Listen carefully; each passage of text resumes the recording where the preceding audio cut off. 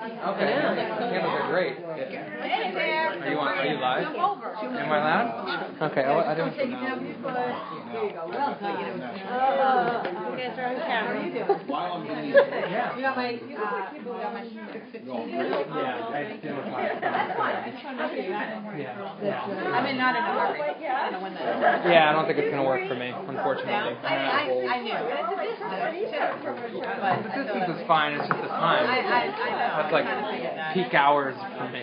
Yeah. Victoria Maybe said. just, so we'll have to just set a different time. Yeah, Okay? that's fine. Daytime's probably better for you anyway, Yeah, right? anytime before 2:30. Okay. And after 10:30. Yeah. You got a big 4-hour window. It's a big window. It's wide open, Karen. I'd say after 11:15, actually, not even after 10:30. So Yeah. at 11:15 to 2:30, I have to work with for you. I think I can do it, Derek. Thanks, Karen. Yeah. You are my number one. You are my number one. Don't tell anyone. I won't. Okay? Nobody knows. It's not recorded. You're not fully on. Okay. It's on. Yeah. Oh. She was like, Okay. Hello, everybody. They never hear It's me. embarrassing. Hello. Okay. There's one person that's here to see me. Yay! The rest of you can just keep talking. How are you?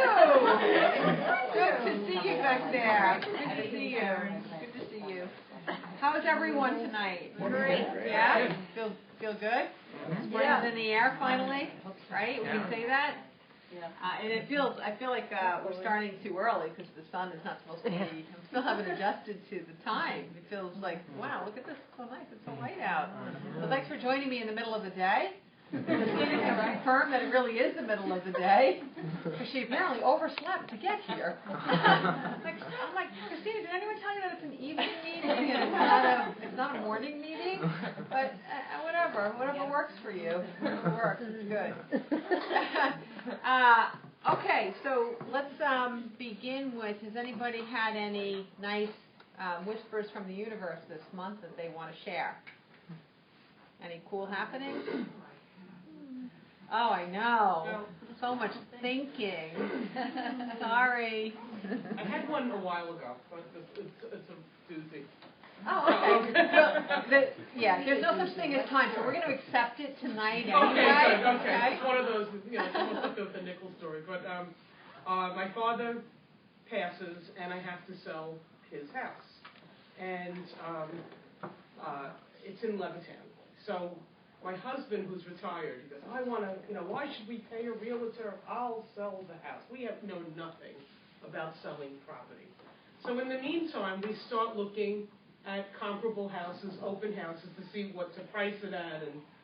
And he puts a sign on the lawn, and I give him like 6 weeks. And of course, we've had no bites other than the nosy neighbor finding out. So we must have looked at 50 houses.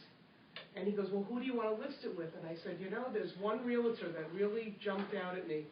I want her to have the house. So I call her, and we're in the process of signing the papers. Okay. And I sensed that she lost her mother soon after my father. And so she's very close with her mother. And she says, yes. She says, my mother died September 18th, and that's my father's birthday. Oh, wow. So she says, when did your father pass? And I said, August 19th, and that's her mother. Oh, Well, I thought that was great. That. I'm like, oh my God, I can't wait to share this. Yeah. Mark it in the book. That one is official. That's an official whisper. Thank you. That's not even a whisper. That's a bellow. Yes. That's a very cool story. Thank you for sharing. All the realtors, we chose her. And, Yeah, that's amazing. And I tell people a lot that when you strip away the veil of our belief in our eternal nature and what we're told in the human reality, when you keep stripping away that veil, you start to realize that there's so much more that's meaningful here and purposeful that we can begin to connect the dots, that everything has purpose, everything is co-created, everything is constructed for our benefit. And sometimes it takes something like the coinciding of a couple of dates like that for us to understand the power in how the universe supports us. Okay? I'm about to throw someone under the bus, so I don't know if I should use this person's name because this person is present, but a long time ago, a long time ago, someone had decided that they wanted to be friends with me, and I thought it was a little strange that they were like really a little too gung-ho on becoming friends with me. Now, we're not 6. Now we're grown-ups raising kids, and this person just pursued it, and so, I'm like, I don't know. So finally I had all my resistance up, and finally I said, what the heck, I can have a cup of coffee, right? That's not such a big deal. So I have the cup of coffee and find out that my father's birthday is her father's birthday, her mother's birthday is my husband's birthday, my anniversary is her birthday, and then there was a 4th one. And like in this one cup of coffee, I'm like, all right, I guess I can cut through the dance of should I be spending time with this person or not. The universe has said, Karen, too cautious, too long, this one's in, we're not going to let you go through that 10-year dance that you like to go through. And boom, so there you go. And it's been a pain in the ass ever since. Worst mistake of my life. And no, I'm just kidding. Just kidding. But we have been friends for a really long time. So those things are often designed to help us cut through our own resistance and cut through our own doubt and our own logic or negativity or those things that we're putting up as resistance all the time, to just let go. Don't be so cautious all the time. But that was a very, very cool story. Very cool story. Really cool story. So anyone else? Yeah. I have something right now that I was feeling, I don't really want to talk to anyone. I want to talk to enough people. So I've been talking since 8 o'clock this morning, and I'm just tired. So Susan came into the office and said that, somebody was here. And I came in here, and it's Chris. And Chris is on a board with myself for What Better Looks Like. An event is coming up on May 12th. And I'm going to let Chris say something about that. And that's why we're connected. Wow. Everyone's going to throw someone under the bus tonight. Love it. Exactly. Chris, do you mind talking? What Better Looks Like is like. She lies. No, she doesn't mind. This is her. This is an incredible organization, and I am one of those board members that don't do anything really, and it's not a nice thing to do, but that is what I do. So Chris has been active and has been, has traveled the world with this organization, and I just think that it'd be something nice for everyone to hear about what better looks like. Hey, welcome. No pressure. Would you mind standing up and standing in the middle of the room? And I'm gonna get a spotlight. If you just let me go change into my gold and my gown over there. Just say you don't do much. I think she fits right in. Yeah, too much. Well, we do have people that help us. Like Michelle has been very helpful in many ways. And also Laura's husband, I'll mention. Tom. Laura. Tom. The accountant? Yeah. I'll tell. I don't want to take up too much time because I've never been here before and I don't know what this meeting is about. Really. But, you won't by the end either. Welcome. I usually say something about the Heart Association because they're meeting here and right, whatever. Sure. So it's just a matter of just saying about what's coming up for What Better Looks Like. Yeah, yeah. I just have to tell one more thing though. Okay. I just have to tell why we got involved with going over to Rwanda, which is what we've been what we did. I had gone, my significant other was almost killed during 9/11. He was hit by falling debris, and the man he was talking to, and right when the first building came down,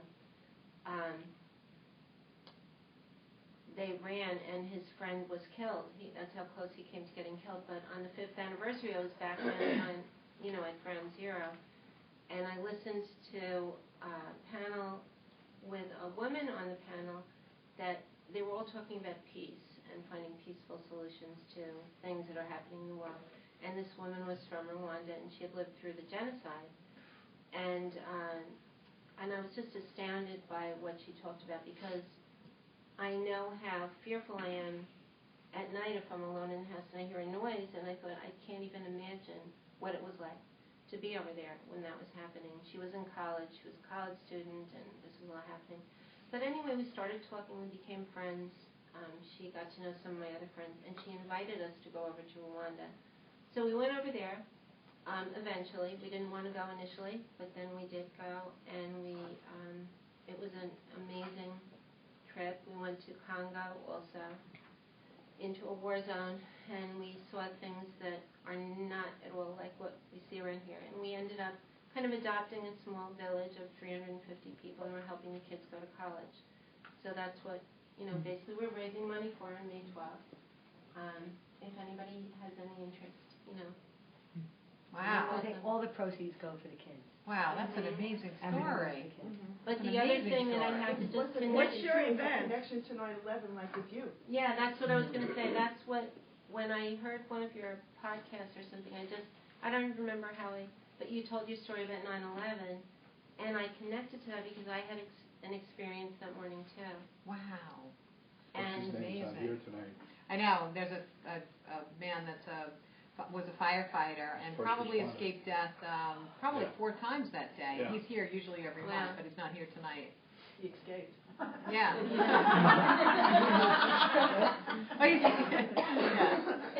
But it is interesting that we do have these moments where the whole world can connect in a weekend. It does create a shift, does create an opening. yeah.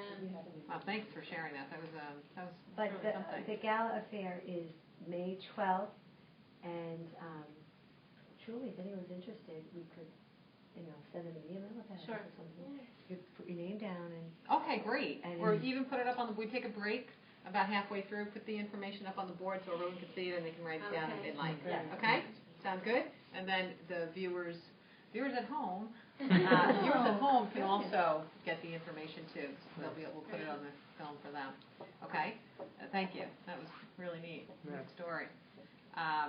It's so interesting that I should probably do this first, right? Let me do this, because I'll never go back to it anyway. I do have some fun things coming up. Plainview, we have it's the second Wednesday of every month, and I think we stay on schedule for a little while now. The New York City group is wonderful. I do explain to you, it's an incredibly different group, entirely different energy, different atmosphere. It's just an amazing experience to be there. And I'll be at the spa for 5 days. It says 4, but I'll be there for 5 days starting tomorrow.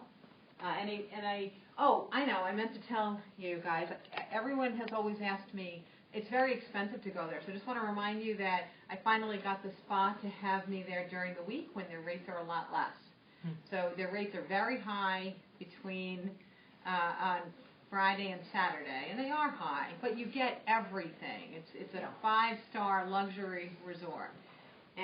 But during the week, it's much less expensive from Sunday through Thursday. So I did convince them to have me in the middle of the week. So I'll be there, I think it's July 10th, but I can't remember the date. The 13th, it's right underneath. It is? Yeah. Oh, see? Read the board. See how helpful that is. Thank you, Sue. The 10th through the 13th, and I believe it's a Sunday through a Wednesday or a Sunday through a Thursday, something like that. I'll be there. It's Sunday the morning. Oh, Why do I try?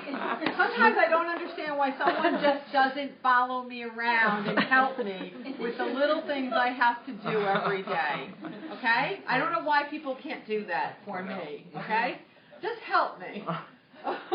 All right. I'm very excited about a 3-day workshop I'm giving in Rumson, New Jersey. It's a Wednesday, Thursday, Friday.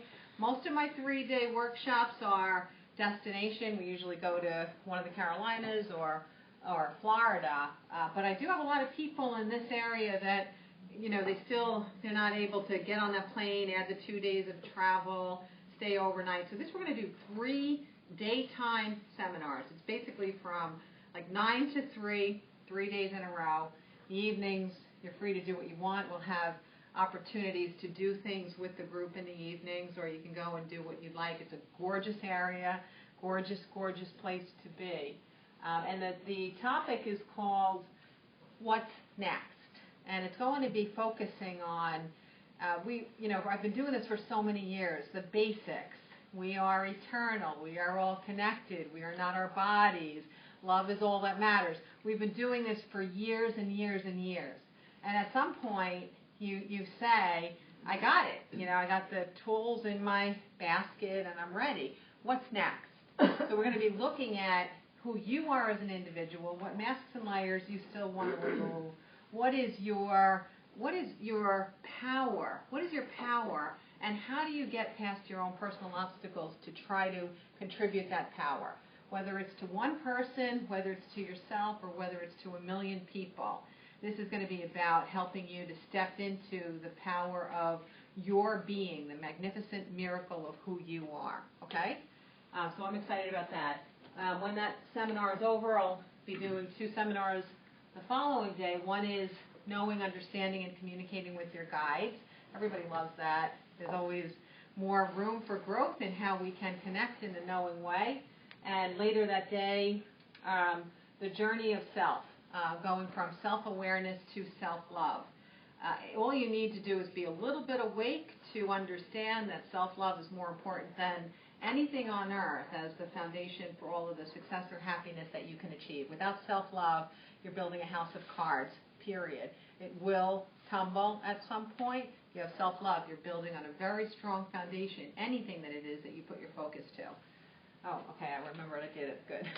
Okay, now where was I? Okay, back to here. A long, long time ago when Oprah Winfrey opened up her school for girls in, does anyone know where it was? South Africa. South Africa? Okay. There was a controversy. There was a lot of people that came out and, what about at home? Why would you go put your resources there and all this? And I remember at the time, we have to stop seeing ourselves as separate. We really need to stop seeing ourselves as separate because we're not.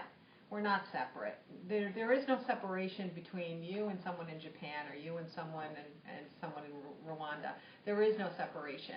And the more we are trying to show that we're superior or separate or different or whatever it is, the containment of our belief in our nation or our gender or our region in our nation or our political affiliation or our religion. As soon as we have a circle that we draw around ourselves, you draw a circle, you are drawing an awfully big circle of things you are excluding.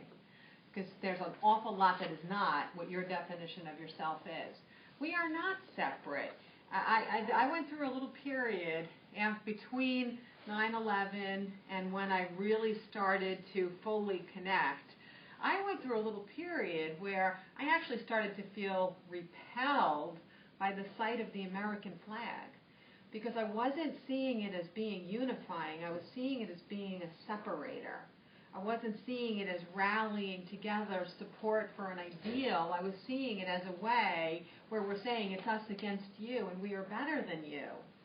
So, and now I see a flag, there's a different way to say, you can be pride in your tradition, you can have pride in your tradition or where you live or appreciate and value whatever opportunities or benefits there are in what country you live in. But if you're looking at your flag as you being superior or you being separate, it's something that's going to pull us apart, not ever unify us. And it can't even unify the people that are, respecting the flag, because they're now all in the circle together, separating themselves from the rest of humanity. When I have to, attend school events still, and, they still make everybody stand up and pledge allegiance. It is so difficult for me to do that, and I'm not anti-American. I'm just for all of humanity. There's a really big difference. I can't pledge allegiance to something when I'm as unified with someone in Japan as I am with someone in Florida. It doesn't make any sense to me. So my feeling is that where you have the passion or the joy or the energy or the resources, or you're being pulled or drawn into that particular area to make a contribution, it doesn't matter where it is. A contribution is a contribution, and a contribution that you put into the ripples of humanity benefits everyone, no matter what. And eventually people will begin to see that. Like the concept of, Doctors Without Borders.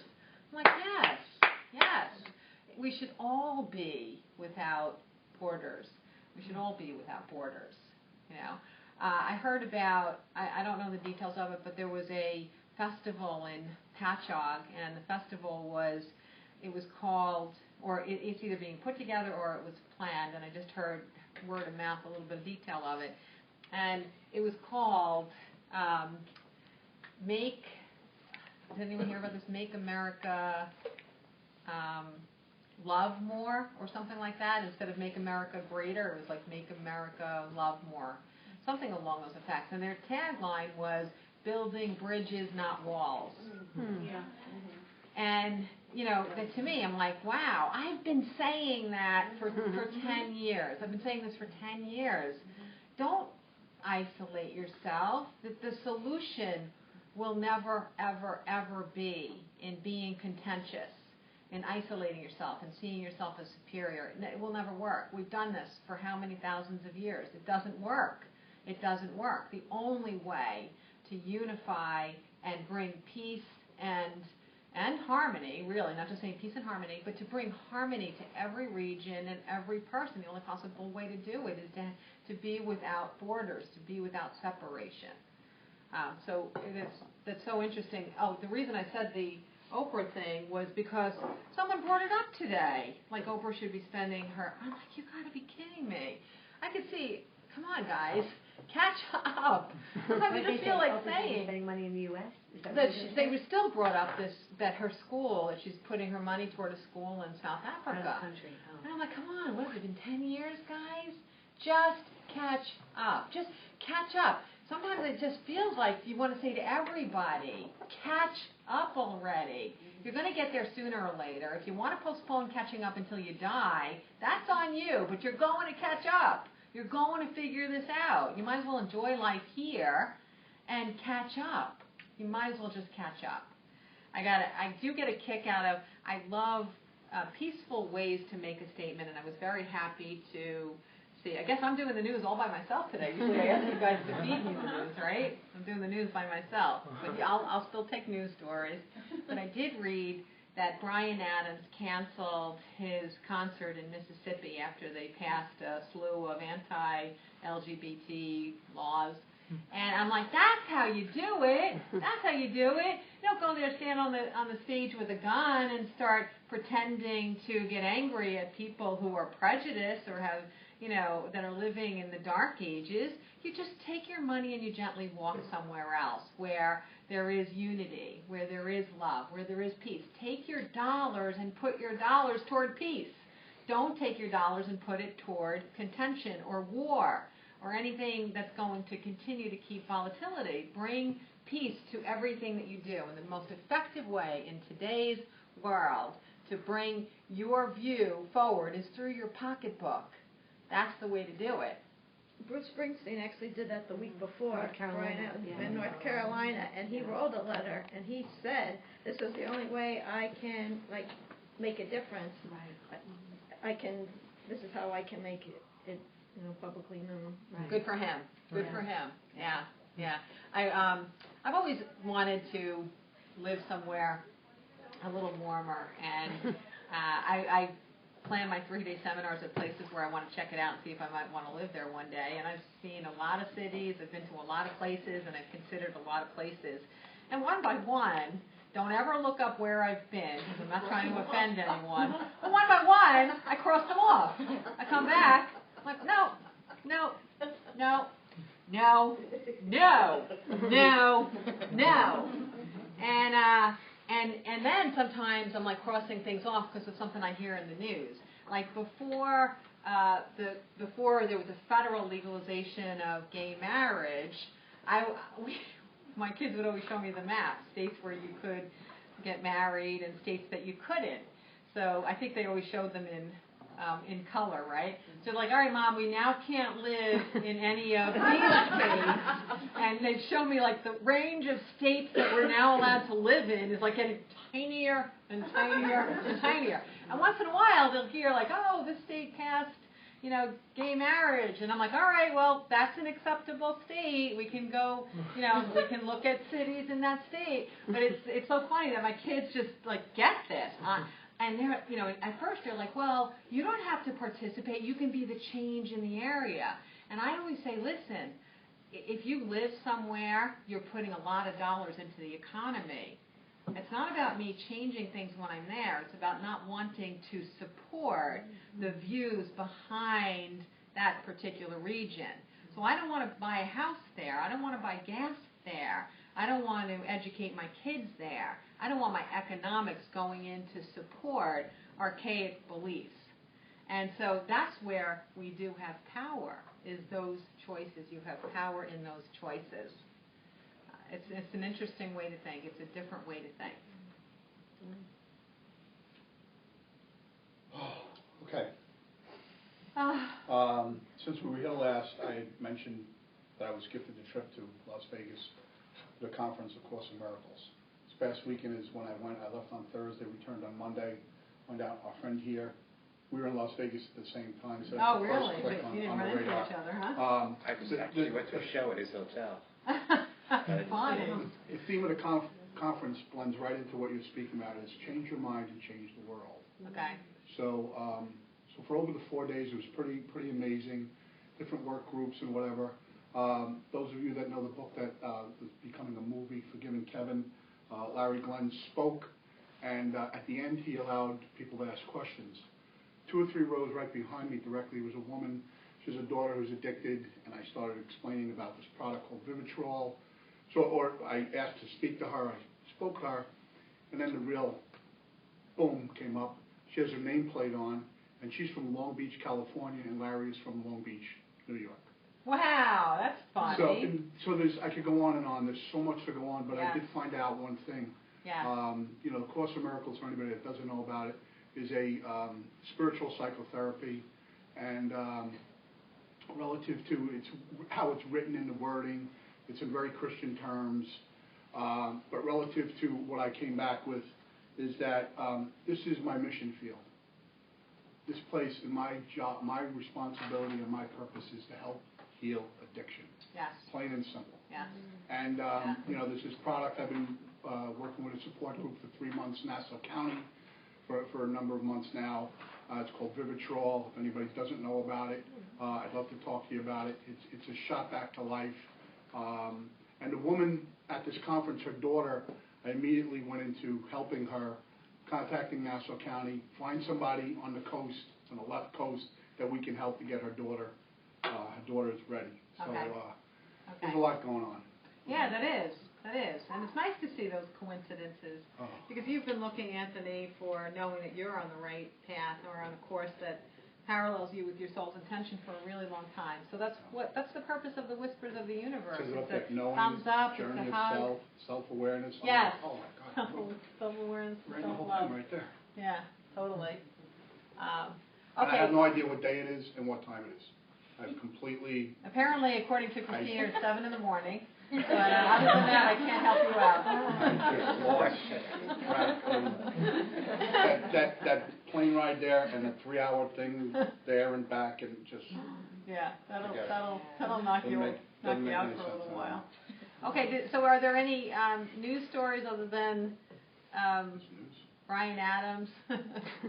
Any other news stories going on out there? I really am completely unaware if there is anything going on in the news. Anything? Yeah. Well, one thing I heard that kind of like, I don't know if it wasn't NPR, it might have been BBC, it was something in my car radio. And actually I told someone the story today and they're like, we can't worry about that, we have to be more concerned about the U.S. But what it was, and maybe some of you know that heard this, but in China, there's, I don't know, countless couple million children that are being raised by either siblings or some relative because their parents go to work in cities like 1,000 miles away or whatever, and they don't allow migrants to bring their family. So these kids, and they interviewed this one girl who was a Chinese interpreter, and she said she's 14 and her little brother, and they said she lives like in a hut with dirt floor and a little bed in the back where they sleep. She cooks the meal, she has a little farm, she does whatever, and she said, I know it's so hard for my parents because they cannot see me, they cannot come, and blah, blah, blah. But she was teary-eyed. Then they brought to the parents the video, and I don't know if it was the same children, they hadn't seen their kids in 5 years. Oh, geez. Because they cannot travel. And it was like, and the mother was all heartbroken. It was just, my heart was breaking. And then I thought, and they said, next time you buy from China, something made in China, and the government is aware, but they haven't, solved this issue of migrancy and whatnot. But I just said, oh my God, maybe I won't buy from China. But then here goes the jobs that these people work at. So then I just was like, so I told the girl who did my hair today and a couple of other people, they're like, why worry about that? It's America. But it just kind of tied into what you said. It's still connected to all of us. Yes. And my heart went out. I'm like, oh my Yes. God, I just can't imagine. Yeah. I'm just sharing this because it really Yeah. Put it out there. It's just. Yeah. That brings into my mind too the story about flight attendants that fly into the new flight path where they're going to be landing in Iran again. That a female flight attendant has to be completely covered if she exits the airplane. Mm-hmm. And so there was did anyone hear about this? No. Okay, so there was a bit of controversy about it. Are we supposed to respect the customs and the laws of the place that we land if we're doing business in that country? Or are we supposed to say that the country that you are, where you're from, that you respect the culture of the country that you're from when you're landing there? And it was really interesting because the airline mandated this for their flight attendants. But there was no mandate for the male flight attendants, obviously, because that's not a part of the culture or the customs or, any of the regulations there. But they didn't really consider, can we give our flight attendants permission to not be on those flights? Can we have permission to not fly into Iran? That's the big thing. It's one thing to say, when you disembark, if you get off that plane, you have to respect what their laws are. But it's another thing to say that you have to go there. That's the difference. Okay? I've been invited to speak in the Mideast, and particularly in Riyadh, and I know what the protocol is. The protocol is that I'm greeted by my host. You have a host that's assigned to you. And I'd be greeted at the airport by my host, and my host would bring me my complete garb, and I would wear that throughout the entire visit every time I was outside, unless I was in someone's private home. And I would not be allowed to be anywhere alone with a man in the country, and I would not be allowed to be in public or on public streets or in public places without my host. And I'd have to carry my papers with me wherever I went. And when I started to look into the regulations of what my visit would be like, for example, there would be, for breakfast, I could eat breakfast in a section that's cordoned off in every hotel for families and children, but I wouldn't be allowed to eat in the hotel restaurant where the men ate. I wouldn't be allowed to use their exercise facilities or their pools. I wouldn't be allowed to do any of these things. If I wanted to exercise, I would have to exercise inside my own hotel room, okay? And as I listened, and then finally someone said, you know what, this is what you're up against. Why don't you just, bring your husband, because it's a lot easier. All this stuff melts away if you have your husband with you. At that second, I knew, beyond a shadow of a doubt, I will never enter that country with my husband. I'm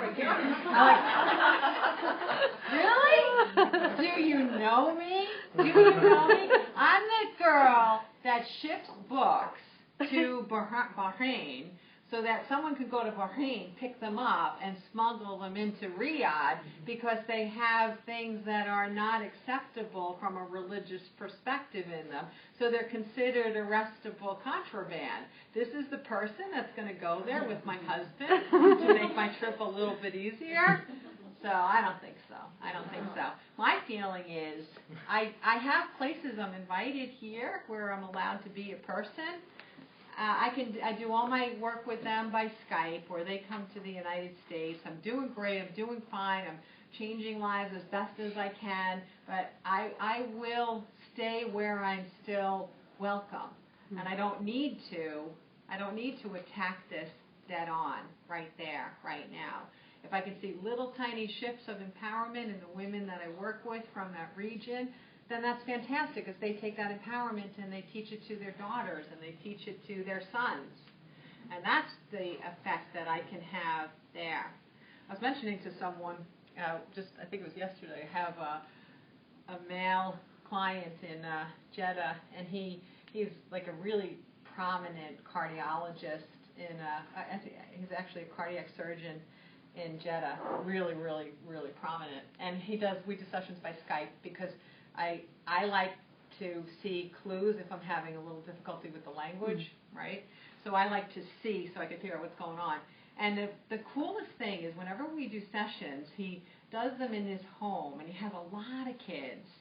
And his kids just like come through, and they sit on his lap, and they stand in the background, and they look in the camera. And, and I decided in the first, half hour of this, I was really trying to censor what I would say with the kids coming through, because I know how rigid their customs are.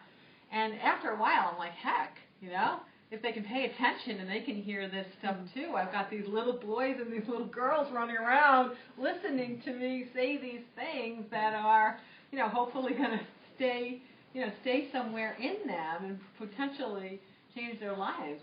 It's fun, and I get to wear whatever I want to wear. I get to exercise anywhere I want to exercise But to me, it's like when you have an opportunity to enter into a space, it really doesn't matter where it is in the world. If you can enter in and you can actually make change. I don't necessarily think that my resources, what I have, what I could contribute, would be like to try to take a stand in Saudi Arabia. It's not an effective pathway for me. I am more effective doing what I do the way I do it. I'm not the one that has to storm in. If my entire focus and my entire passion was to help liberate women in the Mideast, I would do it. I would take the stand. I would get in there and I would try to do things that were a little tiny bit contentious if I knew that I could do so in a way that could affect change. But that's not my entire focus. But when you find whatever your what's next is, or whatever it is that you want to do, it almost feels like you have no choice but to do it. That's how it feels. At some point, you're not weighing the pros and cons anymore. You're not thinking about safety as much as you used to. You just feel like there's no way that I can't do this. And then you do it, whatever it is. And I don't think necessarily what we're putting ourselves out there to do is life-threatening, but even the things that we want to do on a regular basis, it's so hard to amp up our courage just to do the small things in our day-to-day life. Rent a space, or quit a job and go out and become an entrepreneur, or knock on somebody's door that you think you might be able to help because you're afraid of what they might say. Like all of those little things that we don't do because we feel afraid or we feel that we're lacking in courage. When everybody does a little bit more of what takes courage, then everyone's going to find themselves. Everyone's going to find out what it is that they really are capable of doing, and they're going to live in the joy of doing that which it is that makes them happy. Now, like, Anthony was talking about addiction. I have tons and tons and tons and tons of clients that have issues with addiction, and they have issues with family members with addiction. It's an ongoing thing. What is it that we're more addicted now than we were 40 years ago? It's not. The only difference is that we're talking about it and we're open about it. That's the difference. So whatever was not at the foundation of self-love 40 years ago or 100 years ago or 1,000 years ago is still not necessarily being grown at the foundation of people's self-love. It's not a normal way of us raising our children yet. We haven't really necessarily figured out how to do that with all children everywhere. And addiction is, to me, it's just an interesting pathway for the development of the soul. It's not an easy one. And whatever pathway you are selecting, even unconsciously, for the development of your soul, there are going to be ones that help you to grow whatever it is you're looking to grow for yourself or to contribute whatever it is that you might be able to contribute. But some pathways are harder than others. And I think it takes a brave soul and a high vibrational energy soul to choose unconsciously, not willingly, not intentionally, not purposefully, but to choose the path of addiction, because it's one of the more difficult courses. But if you can open up the benefits of having that particular pathway, it can be life-changing, and it can allow you to step into the courage of you not really caring what anybody else thinks, and to go out there and do things, because if you've already lost almost everything, you've got nothing else to lose, so you don't really care. You can go out there a little bit more boldly. But during the process of having an active addiction, one of the reasons I find it to be one of the most incredibly difficult pathways for the journey of the soul is because part of the equation in addiction is that if you have a hole in your self-worth or your love of self, and this is how I've always seen it. This is your whole self, right? We're all born like this.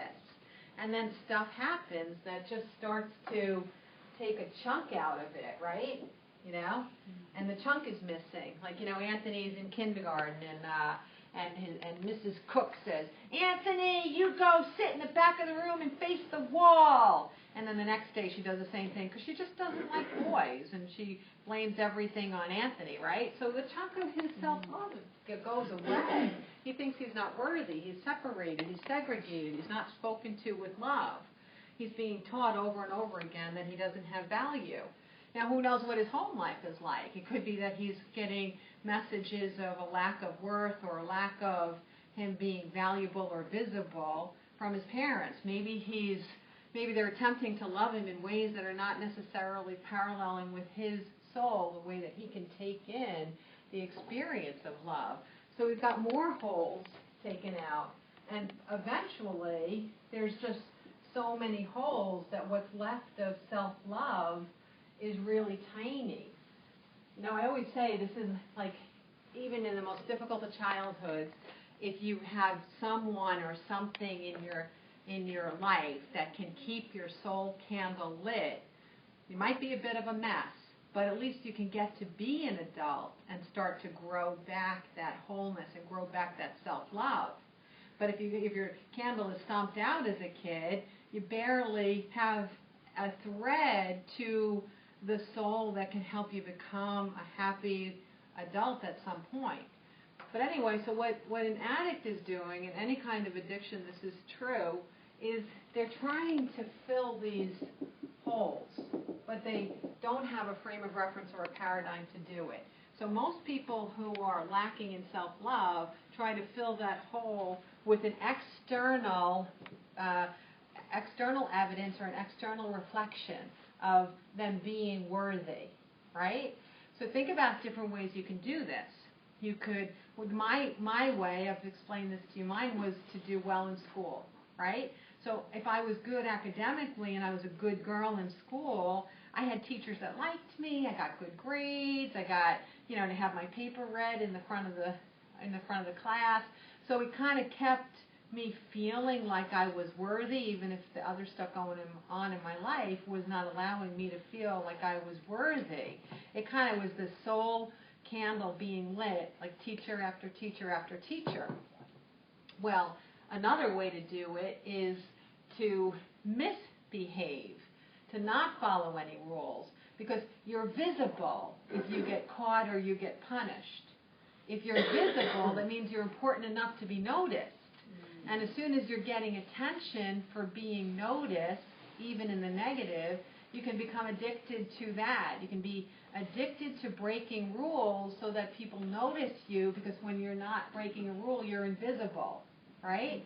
Now, if you're really, really, really wanting to prove that you're worthy and fill one of these gaping holes, if you have an addiction and the consequence and the byproduct of the addiction are things that are very difficult for the people that love you or the people around you to manage or to live with, if they come back to you, isn't that proof positive that you are worthy? If you could be that difficult and someone comes back to you anyway, that means beyond a shadow of a doubt that you are worthy. Now, to me, give me choice A, B, C, D, E, F, G, H, I, J. What way do I want to get the universe to reflect back to me that I have worth? That one, to me, that one is way too hard, way too difficult to bear. But that's the whole, that's the energy behind it. It's to keep poking at people, keep poking at the universe, for the universe to embrace you and say, you are worthy of my attention, even though you're doing everything in the world to push me away. Everything. Now, how does a caregiver or a loved one manage this? In a lot of cases, they enable it because they do want to give that love. They do understand how that person is feeling. They do want to reflect back that you are worthy of my love and I will never leave you. I will always support you. But what they don't understand is that to love without condition doesn't mean that you give up love of self. And it doesn't mean that you disempower someone by not allowing them to take responsibility for their own choices.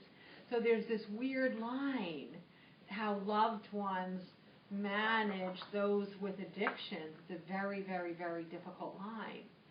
But if you realize that whole love and self-love is the most important foundation for all success and all happiness, then if you're a person that is with an addict or knows an addict or has an addict in your life, you have to understand that your love of self has to be premier, has to be number one in this equation.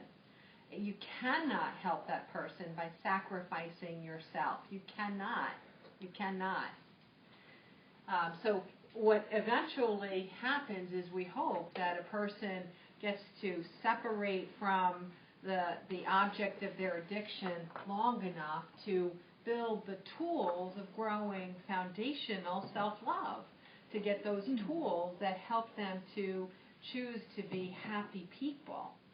But these are tools that no matter what your adult path is, it's tools that we all need. I don't think any adult, any person coming into adulthood fully loves themselves. I don't think anyone does. I've never met a person that loves themselves completely and fully without any holes in their self-love. That's why we're here.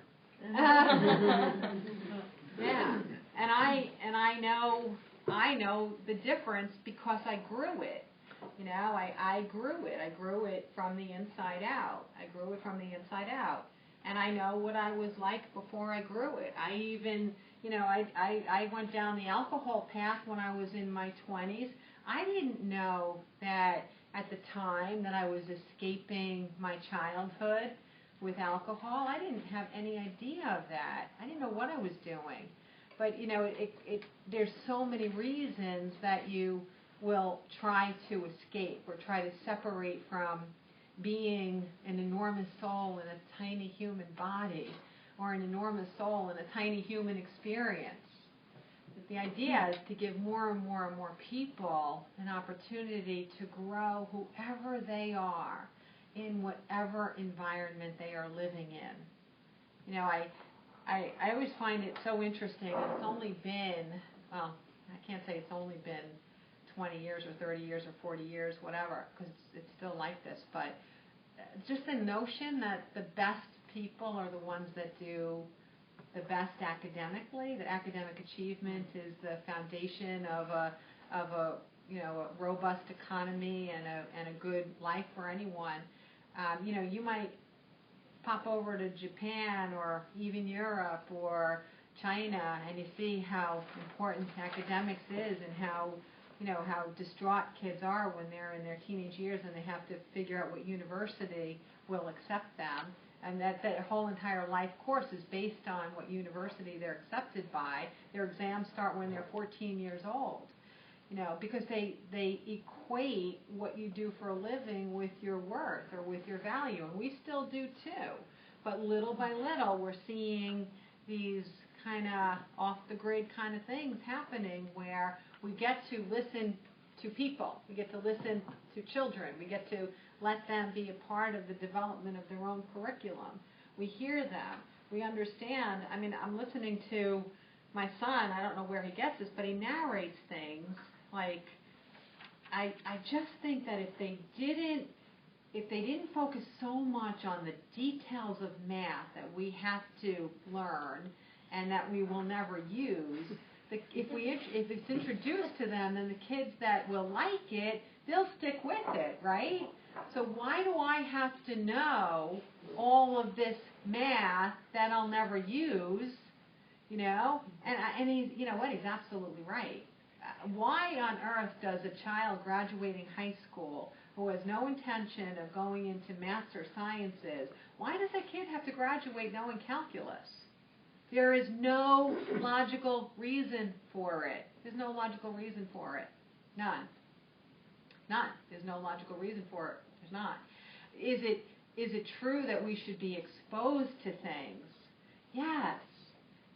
It's a great thing to take classes and to be exposed to new ideas and to be exposed to them on a fairly regular basis so that we can find what ignites us, find the things that are interesting to us.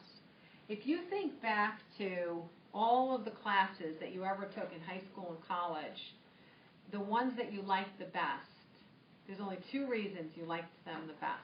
Only one of two reasons. You were good at it? The teacher. Either the teacher or you were good at it, or both.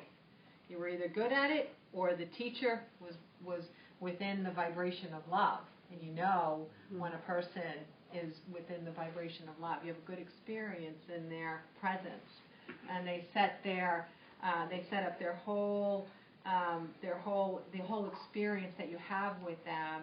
No matter if it's a topic you like or not, you feel good in their presence, and it helps you to learn because you don't feel embarrassed or intimidated or inadequate. You feel okay and you feel comfortable, and that's exactly it. So what if all of our kids got to have the experience that eventually, at some point, by the time they were in 8th grade, their personal curriculum was going to be based more on where their interests were, what they were good at, what was natural for them, and they could spend more time on those areas. Still get some exposure to other things, but let them make more choices about what it is that they want to do.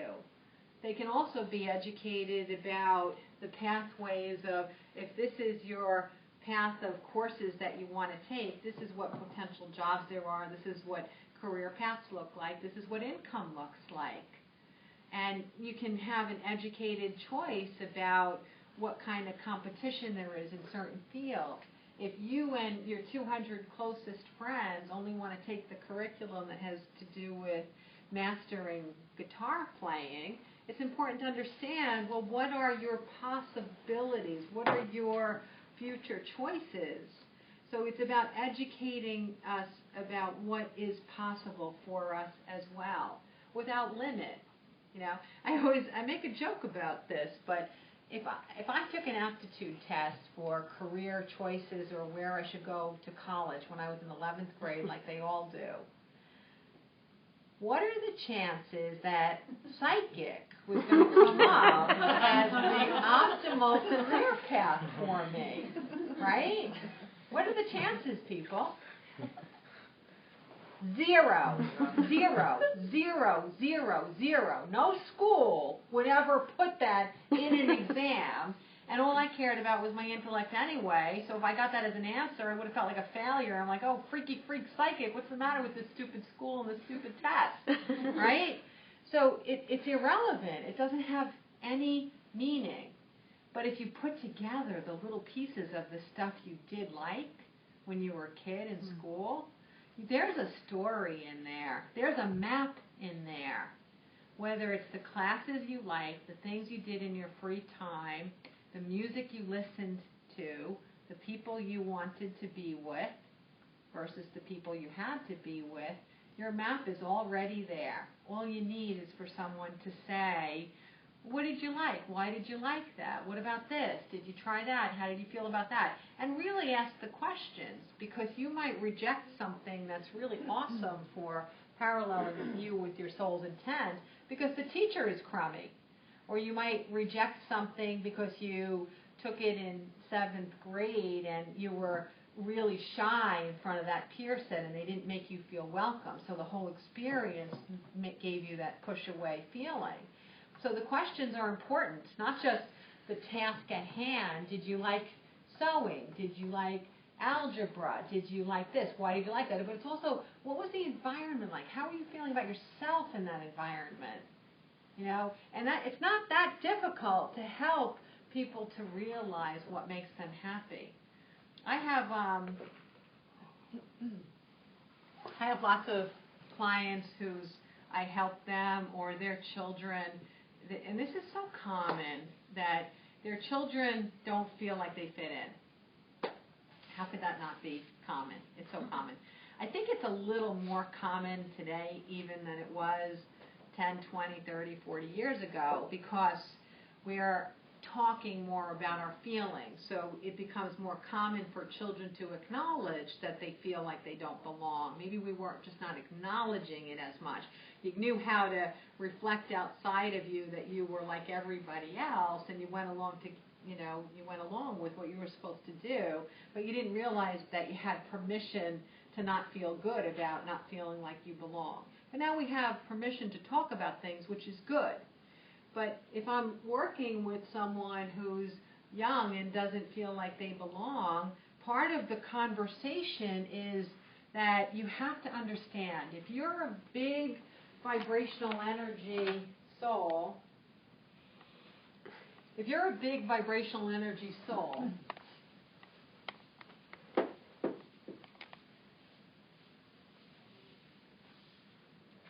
and you land, now this is you when you're born, and you land into this human experience where people are vibrating like this, and there's no doubt that when you're in high school, like even a little before high school, from the ages of 12 to 18, no matter what your innate vibrational energy is, almost all kids begin to operate at a little bit lower than what they were born with because they're afraid, they're nervous, they go through a period of insecurity.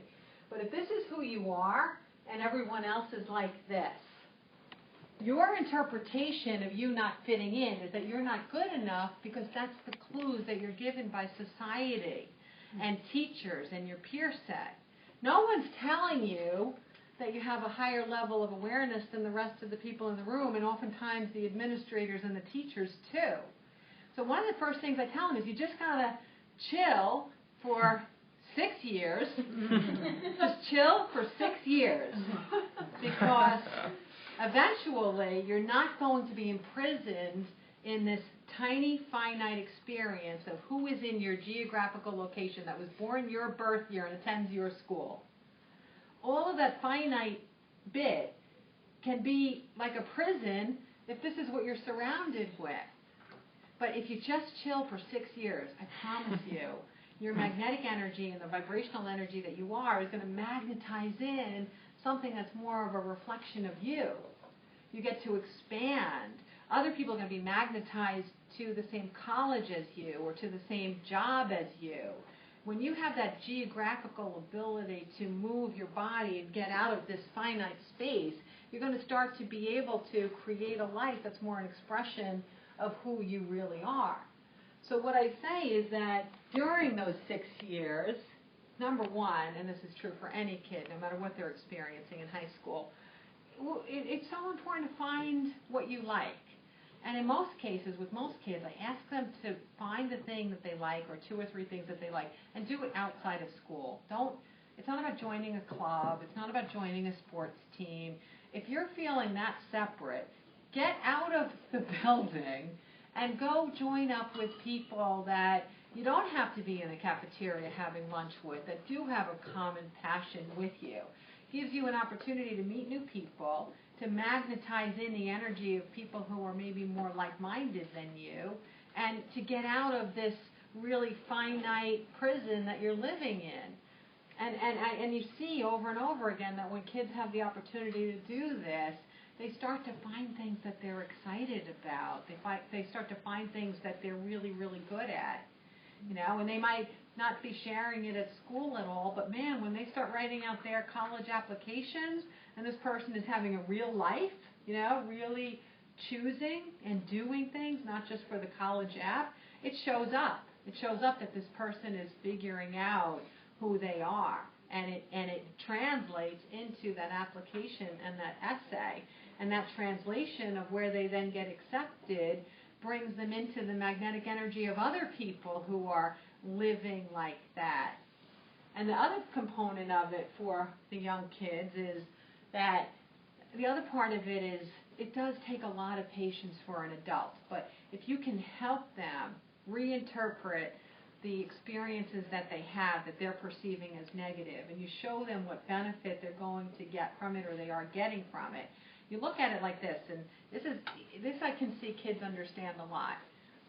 If you are going to do this thing in your lifetime, whatever this thing is, doesn't matter what it is, but if you're going to do this thing, and this thing is a great match to you, most people have to hit their heads against a brick wall decade after decade after decade after decade to find that thing. Because you were told to do this, or you had to do that, or this was a responsibility, or you couldn't go here, or whatever. But all of these messages that you get from people causes you to not be able to figure this out. You can't get there. But if you are able to interpret the benefits and the challenges by the time you're in high school and start to get that information as a part of how you view your reality, then you're filling up this basket all along the way that most people never fill up throughout their whole lives. And that basket is, what am I good at? What do I like? How do I manage circumstances? How do I manage people? How do I find happiness from within instead of outside of me? When you hit the ground running, when you're 25 or whatever year it is, you're decades ahead of the people who thought they fit in high school. So there is another way of always looking at this. There is another way. I saw a piece this past weekend where there are very highly creative and intelligent people that are opting out of college now, and there's an organization that's picking them up, and these are genius computer scientists, and they're plugging in, and they're going, college was too slow for me. It was restricting. Yes. And they're going into, they're becoming entrepreneurs, and so, all the need for the formal 4 walls in a room with a class is, some of that there's no doubt about it. So. And it goes even beyond just the genius kids, because once again, it's a selection of what we consider in society to be the best of the best according to our standards of what makes a person worthy. But this is becoming true for people who might not be geniuses with computers, but people who are just showing that they can think independently, or that they have an imagination, or that they have courage. there are a lot of companies now are looking for these kinds of qualities that are more important than a specific skill set in a lot of different jobs. You can learn the skills. I always say this. Again, if I'm working with a client that's hiring people and they give me the names of their applicants, right?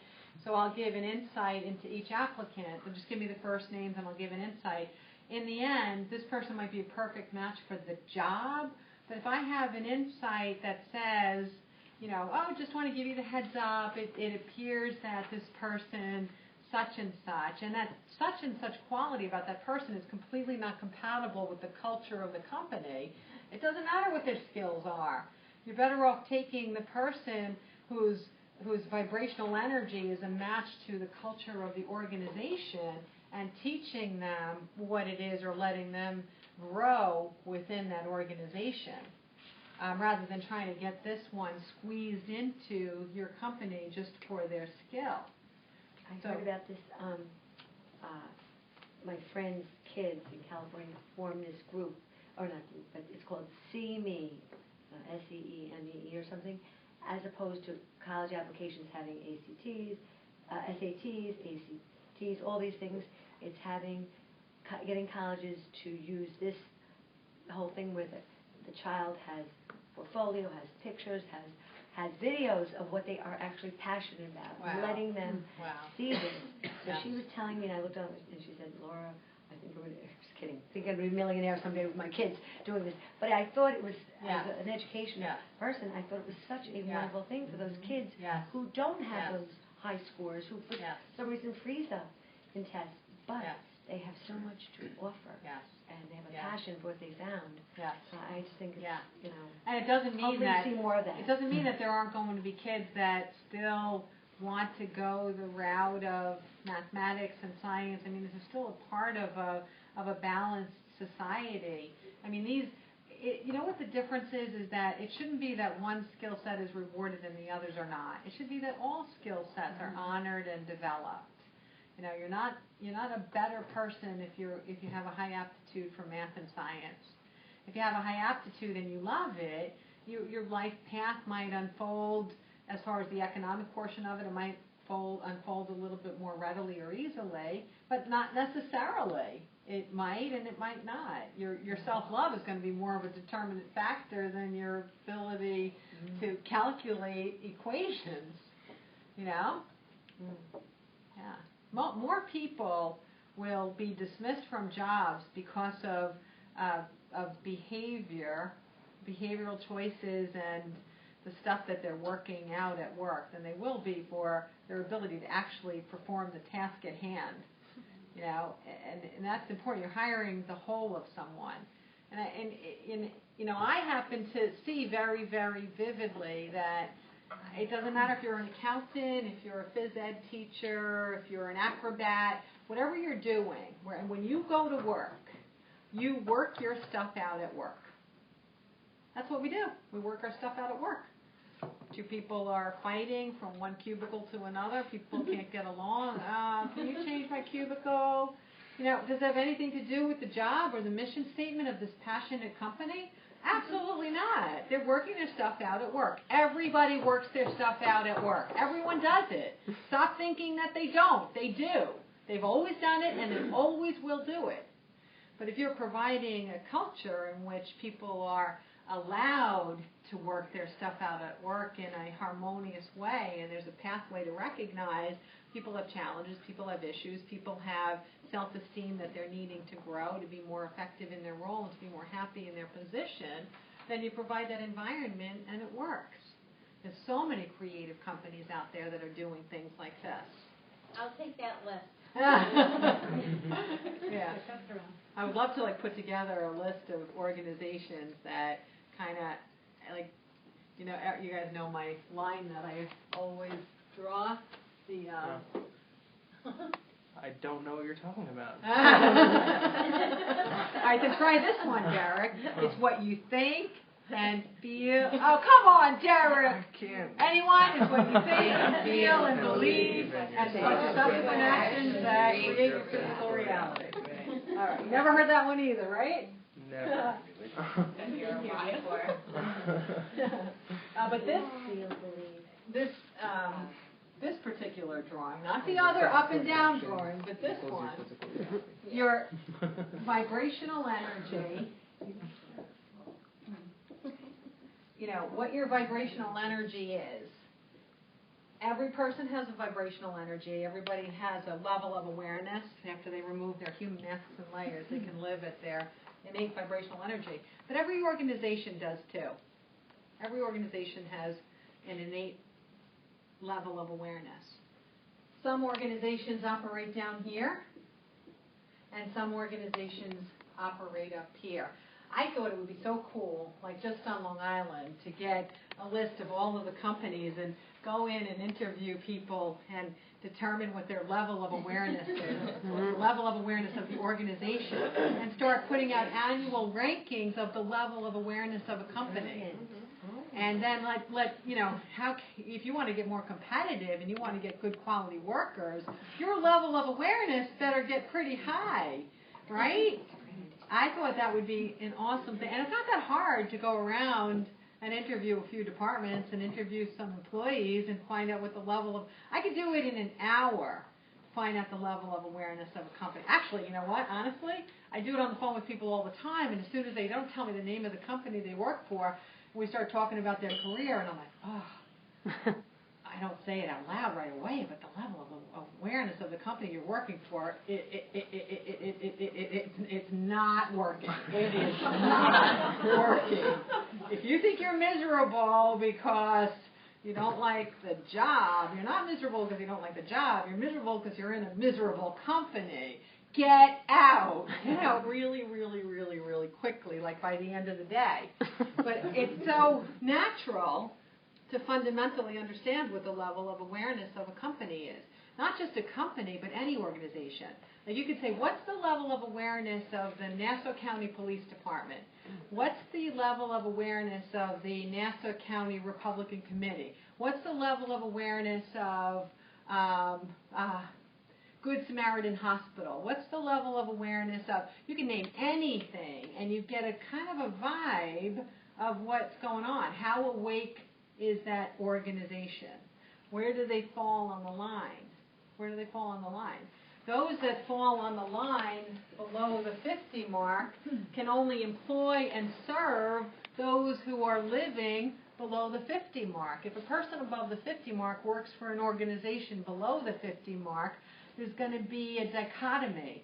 There's going to be a fight. There's going to be a storm. There's going to be thunder and lightning because they don't mix. They don't mix. What if the person who's the higher vibration happens to be at the top of the organization? That's so amazing. Wow. It doesn't happen very often because usually, one of the below the 50 mark, I know it's not an absolute, but one of the things hugely represented below the 50 mark is ego. Mm-hmm. And when ego is at the helm, it's almost impossible for someone with a higher vibrational energy to rise to the top.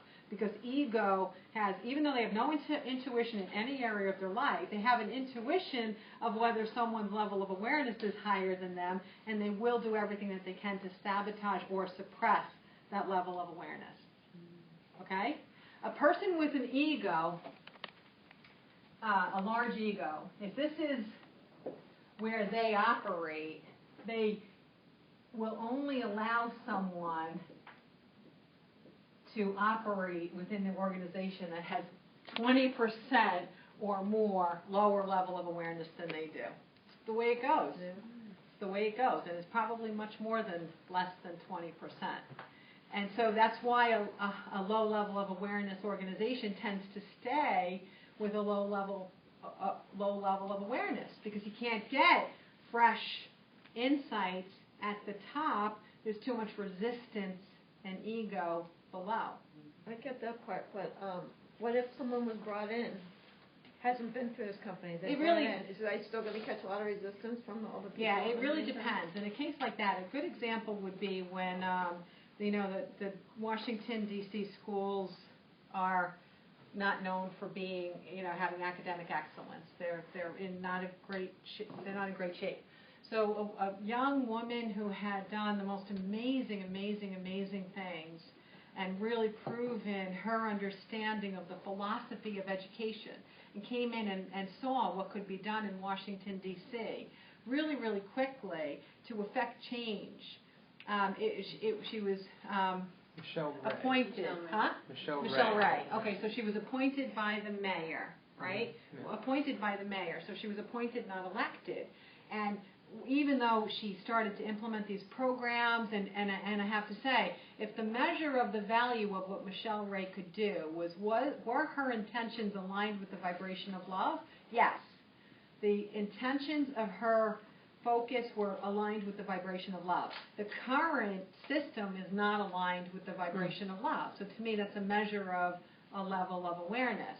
What happened was the resistance was so powerful, even though people were, really, really, really screaming to have someone like this brought in. When she actually came in, the resistance was so powerful. She finally resigned, because she knew, as an appointed official, if she didn't resign, there was no chance that the mayor who had appointed her could have been reelected.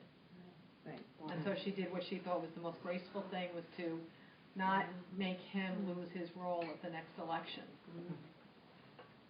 She figured, I'm assuming, I'm not talking to her at the moment, but I'm assuming she figures having a mayor like that who could appoint her is better than having her out of a job when the next mayor comes in, and him not being there also. So yeah, it's really hard to break through that cap. It's really hard. You have to have some kind of strategic plan where there's a lot of different enlightened people or opportunities coming in at the same time.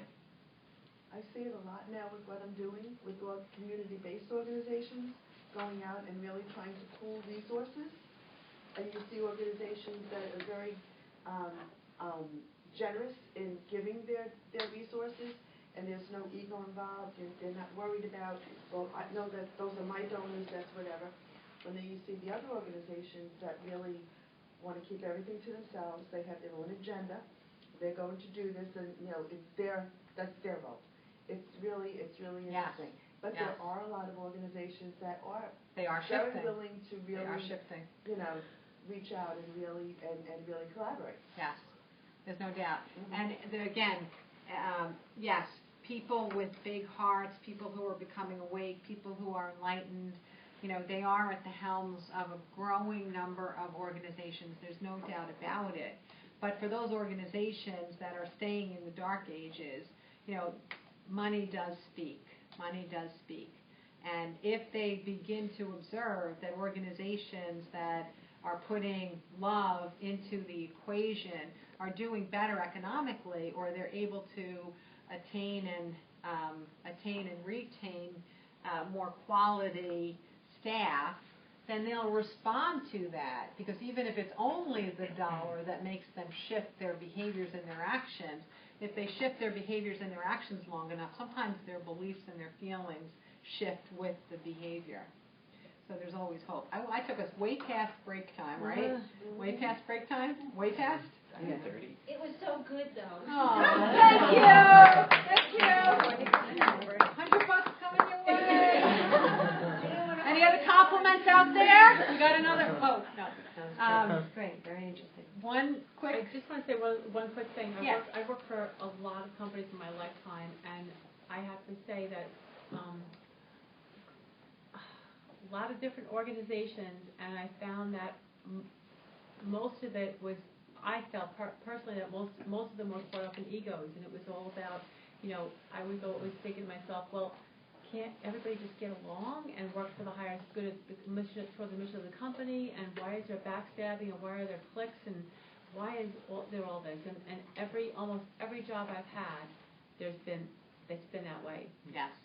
Yes. And it's people work out their stuff at work. Like I felt like I was working by myself. Yeah. Totally. Yeah. All right. So we're gonna, as you guys know, this year, if you are registered, I put all the names of the people that are registered in something. I put it in something today. I'll be putting it in an American Heart Association mug, and I'll pull out some people that I will read after we get back from the break. Is there anyone who doesn't want their name in there? I say it, it's a joke, but I say it. All right, we'll meet back in a short bit, okay?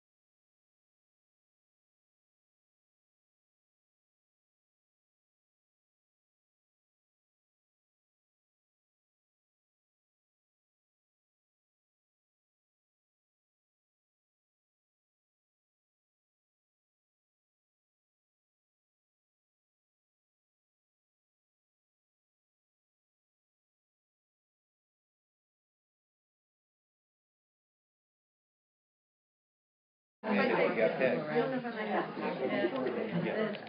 Welcome back, everybody. Anthony, could you go sit in the back of the room? Did I touch upon anything from elementary school when I said that? What's that? Did I touch upon anything from elementary school when I said that? Oh. So sorry. I thought you Sorry. I thought you picked me out for that. Okay, I don't know where this time went tonight. This was the fastest monthly meeting ever. I feel like I have so much more to say, and you have so much more to hear and share. But it flew tonight. I don't know, it just flew. I had a guy say to me, I'm really sorry I didn't call you back, but I talk so much during the day. And I'm like, do you realize I speak for an average of 6 to 8 hours every day? Wow. Every day. And if I ever get a little case of laryngitis because I spoke for, 3 10-hour days in a row, I always come home and say, listen, the universe is being very kind to everyone because who wants to hear me anymore? Okay, first name is... I knew it! I went to the back and I said, I know that you were, I knew you were getting picked. I just knew I it. wasn't getting picked, so I didn't have a question. I should have given you the heads up that you were going to get picked. That's so funny. You want to think of a question? Yeah, I'll go to someone else. I I knew it. I should have come back and say you're going to get picked. Then I could have, I could have said, oh, look, Dan. Which I would have done to save face, of course. But. 20 times in that thing. Yeah. Oh, it's and again.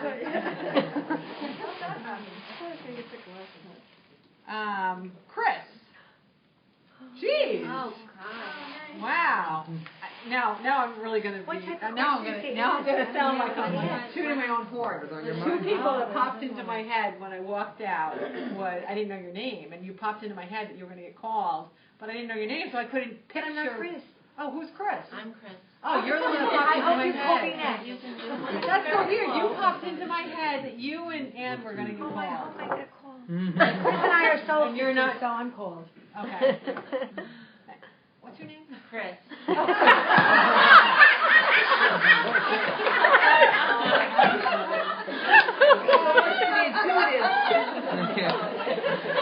have a trick question?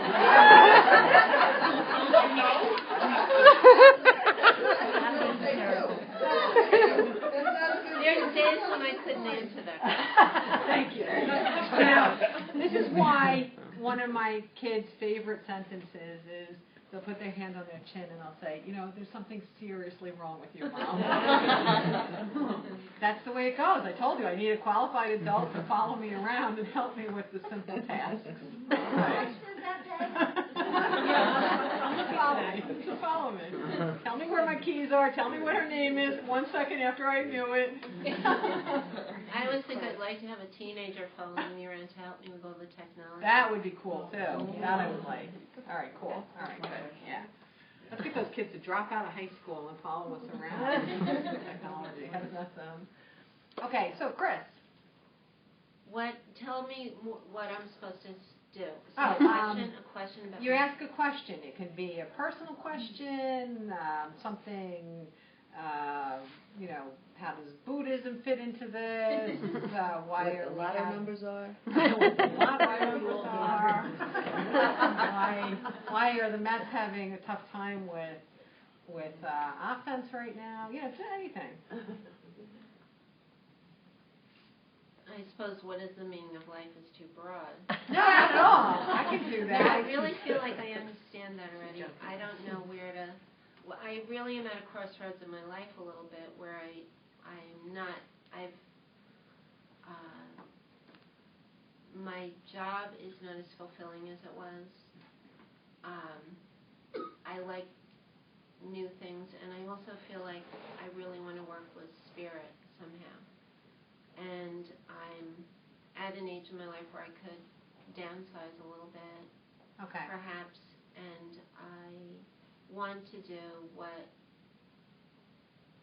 how I could best serve, I guess. That's what it's still a pretty broad question. Yeah, all right. What I do pick up for you, but it's not a difficult thing to pick up, because a lot of times people who are even find each other in this group or find this group or find me, a lot of times they do have higher levels of awareness than what's commonly out there. And the higher your level of awareness, the more apt you are to be a really good entrepreneur. And the more entrepreneurial spirit you have within you, the more difficult it is to work with somebody else or for somebody else, because you're always going to be living within the confines of their level of awareness. But I definitely feel an entrepreneurial spirit within you. The thing about it is, like, typically I might get, start getting a vision of the practice that you do and how to market it and stuff like that. But I'm actually seeing you partner with someone, which I don't often see. And it feels like the person that you would partner with, and it does feel like it's making a contribution in the spiritual vein, but the person you're partnering with, I can see it's that you have additive qualities, that you're a good symbiotic partner, that you have skills and the other person has skills. It's not a duplication of skill set, but that you each have a high level of awareness so that it works together, so you're not working out your stuff at work. What's the hardest thing about a partnership, right? It's working out your personal stuff. But that's a possibility that it is that I see. And you know, it's interesting because even when I look at that, I can tell you that it's not just one possible path for you. I can see your guides are even showing me like 3 possible paths. It's a matter of, I would say, for you right now, write down on a big piece of paper, make 3 columns, think about yourself as an entrepreneur, write the headings of 3 things that you would really like to do at the top of the piece of paper. Keep that paper or notebook open for days or weeks, and keep jotting things down in the columns as they pop into your mind. Like what you could do, what you would like to do, how you can market it, what's a good idea, where you can do it. Anything that pops in about that particular business, jot them down. Because if you do that over several weeks, I feel like the story is going to tell itself to you, and that's where the emergence will come of what your next direction is. Okay?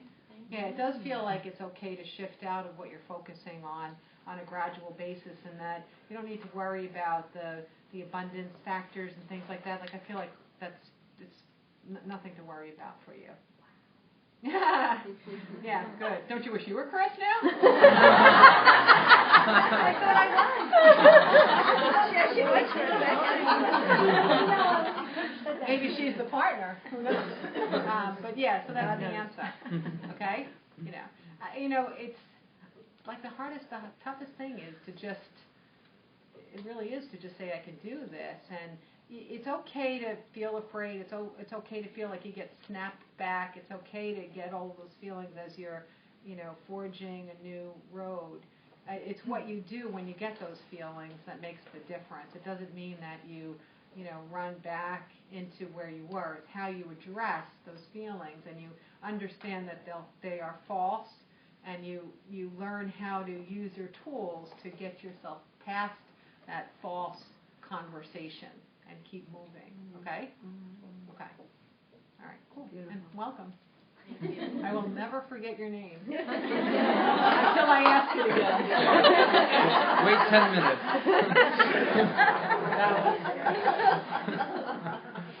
And my kids have no problem going like.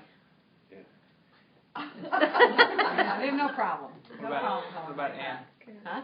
What about Anne? Oh, yeah. Are you ready? Yeah. I was actually going to go to her third. Oh, okay. You can do whatever you want. All right. Just checking. Thank you. Do you think I don't know what I'm doing? I never imply that I'm just guiding you. I'm just wrong. You do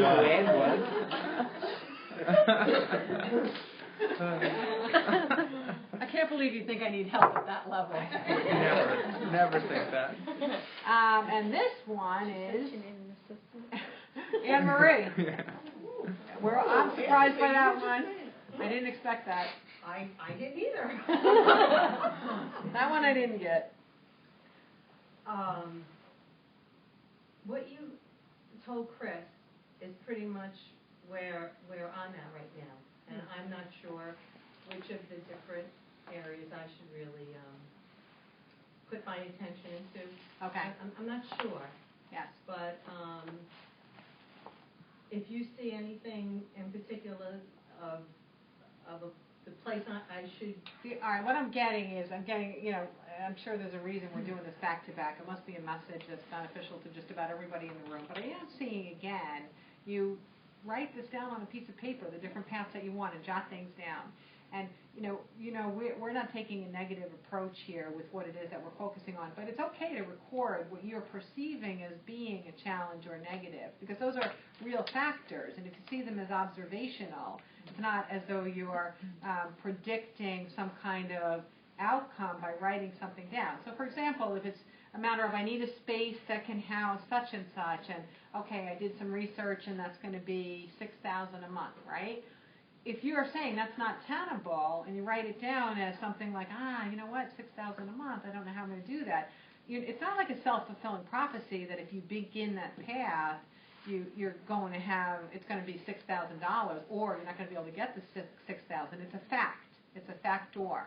So factors go on this list too. Write them as facts, not as emotional hindrances, so that you can have this map emerge. And one of the reasons I'm saying the thing about the space and the $6,000, Anne-Marie, is because what I'm getting is that the only area of resistance I'm seeing for you right now is in the economics of your next choice, okay? And it's important for you to not perceive that what you are going to do is not going to be an abundant, filled pathway. That's the only resistance that I'm seeing, all right? And I didn't see this with Chris.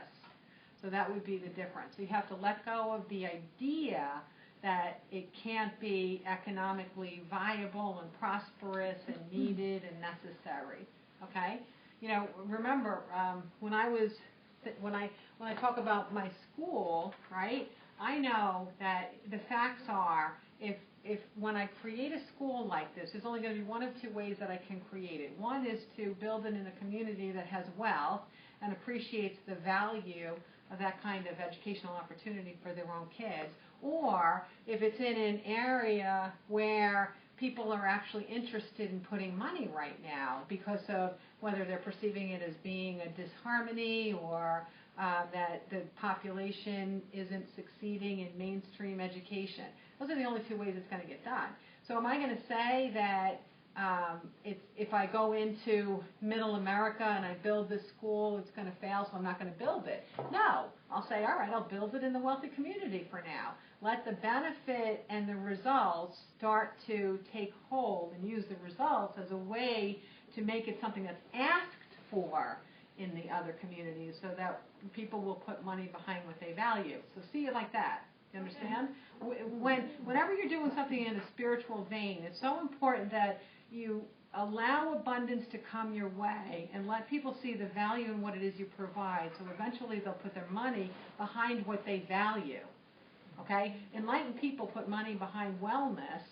Unenlightened people put money behind sickness. Okay? That's the fact.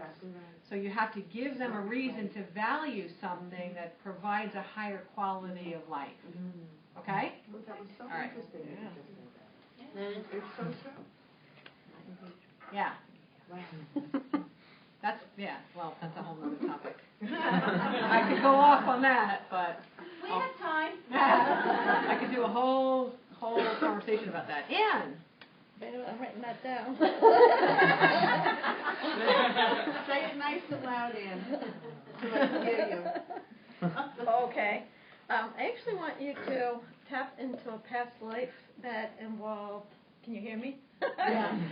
Where I think I was in prison, but not like in a prison cell, more like a dungeon, and I was kept Did there. I ever find that for you already? No, but I think I'm a male. Yeah, because I'm so familiar already. I can tell you I'm sleep deprived, whereas like I'm not allowed to sleep, and I'm starving.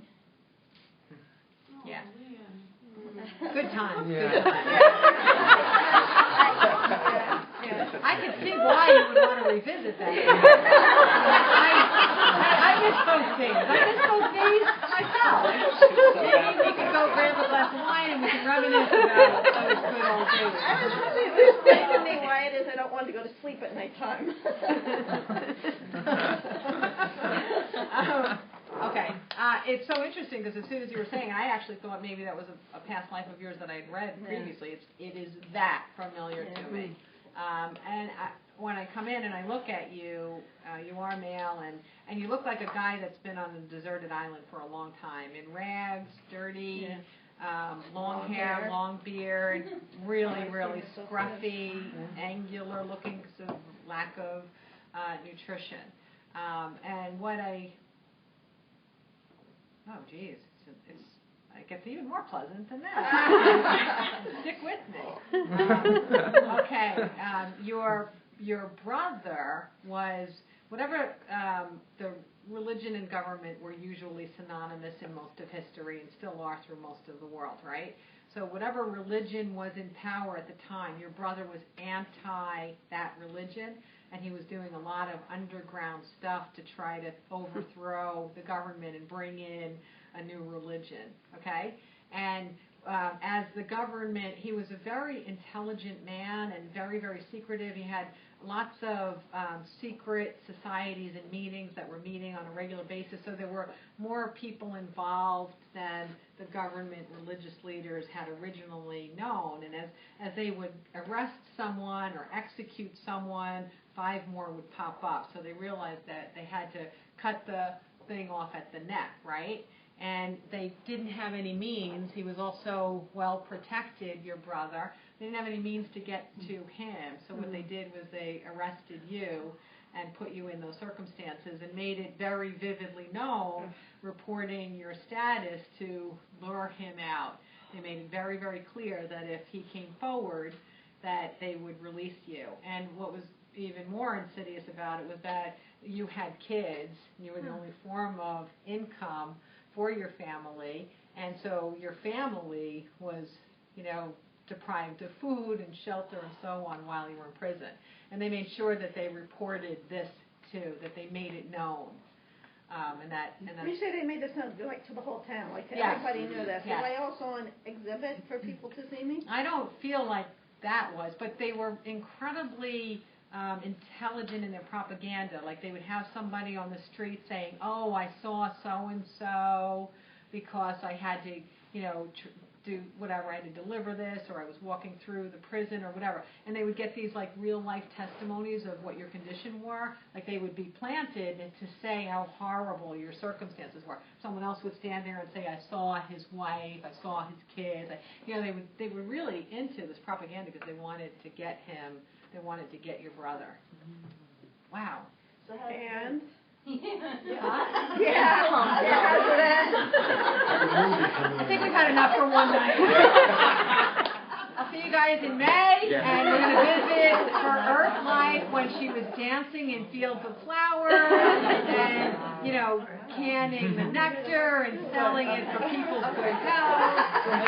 Okay? The sun was always shining, the sky was always... Okay, was I not allowed to sleep though? No, they would actually, make sure that you were as uncomfortable as humanly possible in that stay. Because they really would make circumstances where real people would see your condition. And that way, if they saw you looking whole, that wouldn't make a good story up in the market, would it? Right. So you had to be the condition that they wanted to be reported. Did I die in prison? Yes. Yes. Yes. Yeah. Yeah. Not a good ending. I'm not going to tell you the whole of the ending.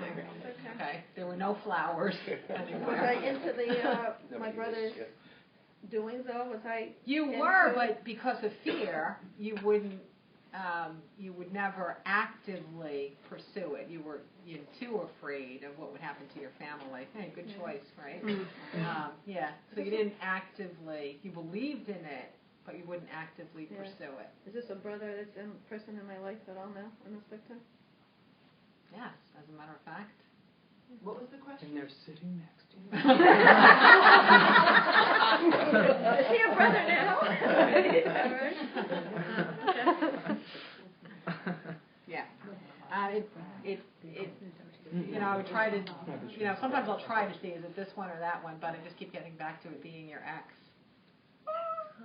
Ex-husband? Yeah. Really? Yeah. One more. One more damn lick with him. I haven't had a pleasant one with him In all fairness, did she or did she not ask the question? Did she? Did she? She could have asked anything.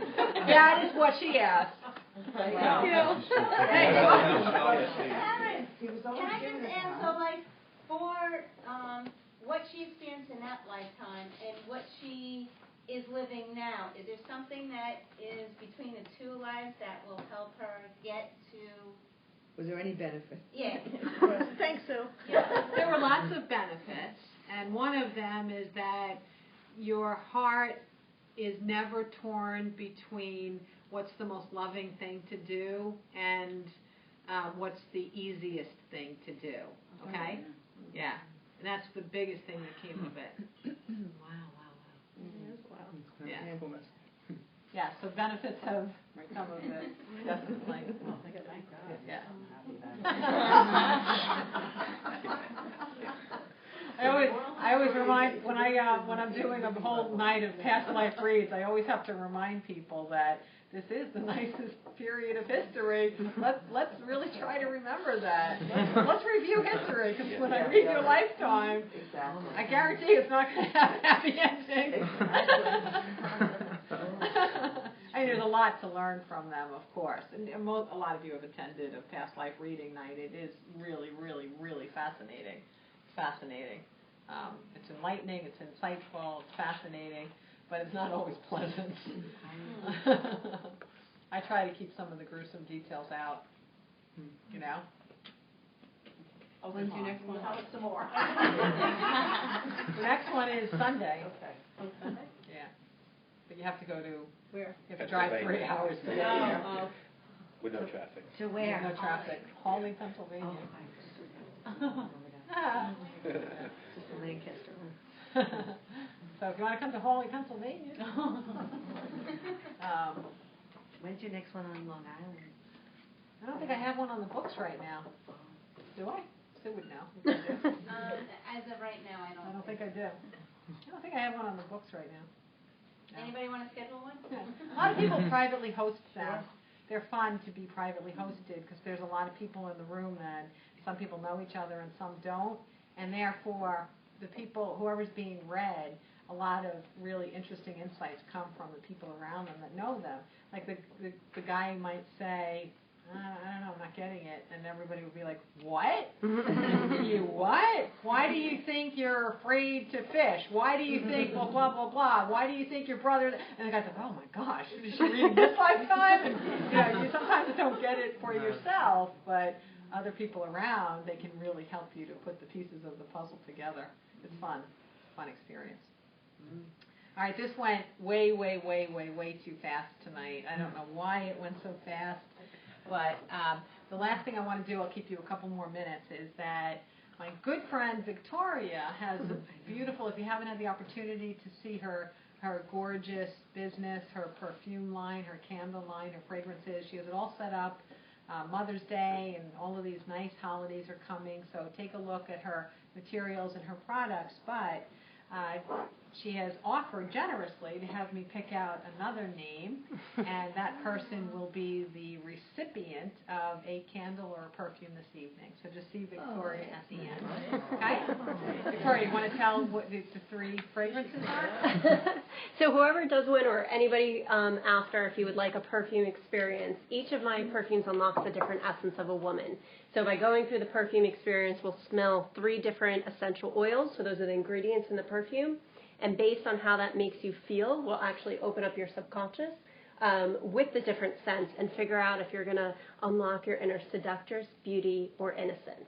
So those are the 3 fragrances, and we'll go through that. So it's just a fun way. Some people even told me that it seems like a reading. But you're doing it yourself based on how it makes you feel. So it's pretty interesting. And we had one open up her inner innocence, so new beginnings are heading her way shortly. And while she was going through all that, I was impatient, so I pulled them out. So the recipient is Gail. Gail. thank you very much for being here, and we'll try to make it longer in duration somehow in May, and I hope to see you all on May something. I think that was the duchess on that side. That's the duck. May 9th?